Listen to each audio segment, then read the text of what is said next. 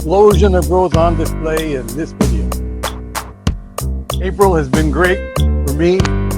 Stand-up gardening's been working and everything's been growing gangbusters. The explosion starts with my raspberry bushes. Look at that. And you can see in the close-up, they're starting to get buds. We're going to have flowers on my raspberries, and here's the first ones just starting now. First buds. My raspberries, big change between end of March, end of April. You can see they were just dormant, and now they're starting to really come alive, and they're starting to get flowers as well. You can see here, we got flowers, we got big leaves growing up, looking for sunshine. This is great. And each one of these white flowers are going to be berries, and they're going to be so juicy, so lovely. I can't wait another month, and we're going to have berries, berries, berries. Excellent.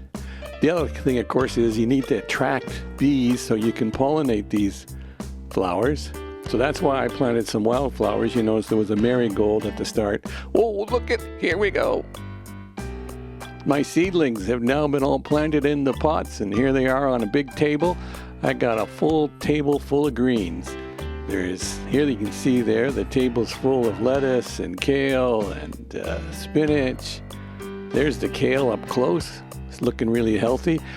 My peas I direct sow in the pots, brought them outside, and now they're all climbing up my trellis. Here's some chives in my herb garden. Here's some thyme. And here's my cage for the deer. And here's a little close-up of what's inside. I've got strawberries here. You can see too, the leaves are starting to really look for sunshine. And this is the sunniest spot on my entire property. So here we go. I got blueberries also flowering, which is good to see. I've got two types of blueberries because apparently if you have two types, it's better.